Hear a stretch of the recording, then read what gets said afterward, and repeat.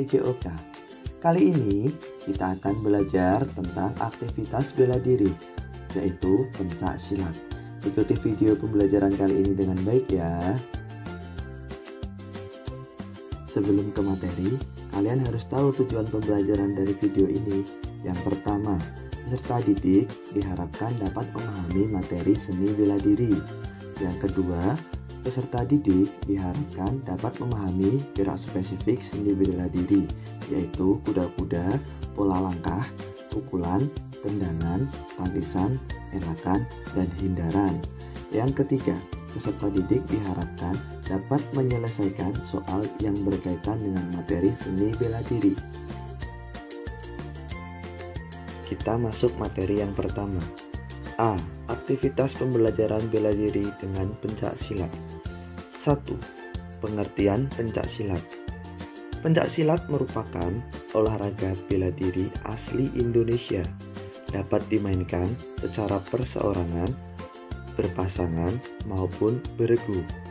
Pencak silat adalah suatu cara bela diri yang menggunakan akal sepenuhnya. Yang kedua, asal-usul pencak silat. Di Indonesia, istilah pencak silat baru digunakan setelah berdirinya top organisasi pencak silat, yaitu IPSI. Organisasi pencak silat di Indonesia yang disebut dengan Ikatan Pencak Silat Indonesia atau disingkat IPSI didirikan pada tanggal 18 Mei tahun 1948 di Surakarta. Diprakarsai oleh Mr. Wongsonegoro yang saat itu menjabat sebagai Ketua Pusat Kebudayaan. Baik, kita lanjut ke materi berikutnya. B. Aktivitas pembelajaran gerak spesifik dalam pencak silat. 1. Aktivitas pembelajaran sikap pencak silat.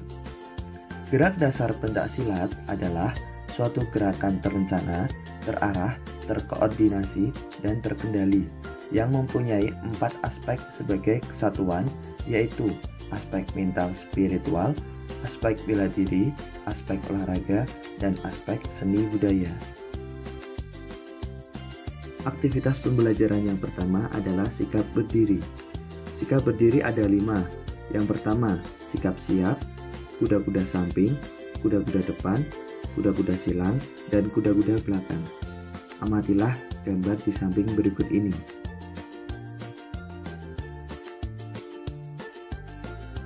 Aktivitas pembelajaran yang kedua yaitu sikap jongkok, duduk, dan berbaring. Amatilah gambar di bawah ini. Aktivitas pembelajaran yang ketiga yaitu sikap pasang. Perhatikan gambar berikut. Sikap pasang ada 3. Yang pertama, sikap pasang atas. Yang kedua, sikap pasang tengah. Yang ketiga, sikap pasang bawah. Materi selanjutnya adalah aktivitas pembelajaran pola pembentukan gerak pencak silat. Pola pembentukan gerak pencak silat ada 2, yaitu pembentukan arah dan pembentukan langkah. Arah adalah sasaran dalam melakukan gerakan, baik pada waktu melakukan pembelaan maupun serangan. Langkah adalah perubahan injakan kaki dari suatu tempat ke tempat yang lain. Materi yang ketiga adalah aktivitas pembelajaran gerak spesifik pembelaan dalam pencak silat. A. Aktivitas pembelajaran gerak spesifik elakan. Elakan dilakukan dengan cara memindahkan sasaran dari arah serangan. Elakan dapat dilakukan dengan 4 cara. Yang pertama, elak hadap. Yang kedua, elak samping. Yang ketiga, elak angkat kaki. Yang keempat, elak kaki silang. Perhatikan gambar berikut ini. B. Aktivitas pembelajaran gerak spesifik tangkisan. Tangkisan merupakan cara pembelaan dengan mengadakan kontak langsung dengan lawan. Perhatikan gambar di bawah ini. Materi yang keempat adalah aktivitas pembelajaran gerak spesifik serangan dengan menggunakan lengan dalam pencak silat. Serangan dengan lengan dapat dilakukan dengan 6 cara. Yang pertama, dengan tinju. Yang kedua, tebak. Yang ketiga, totok. Yang keempat, bantul. yang kelima dorong, dan yang keenam sodok. Perhatikan gambar berikut ini.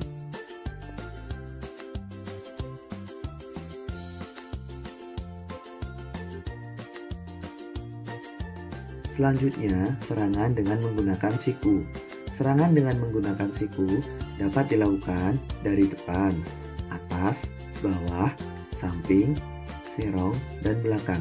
Perhatikan gambar di bawah ini.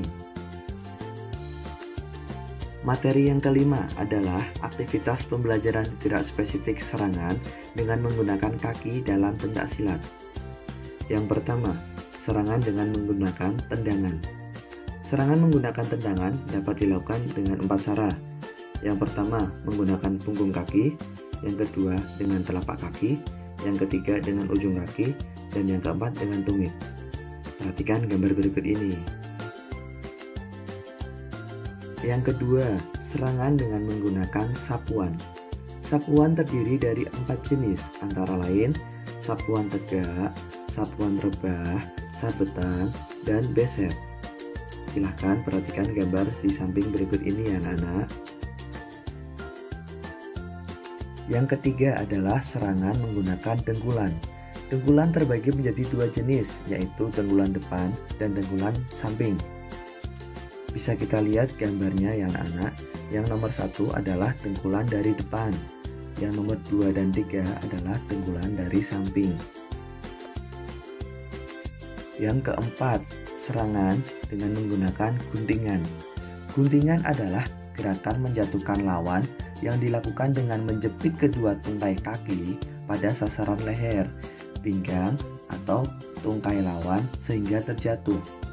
Kita lihat gambar 1, yaitu teknik guntingan tungkai kaki. Gambar 2, yaitu teknik guntingan pinggang.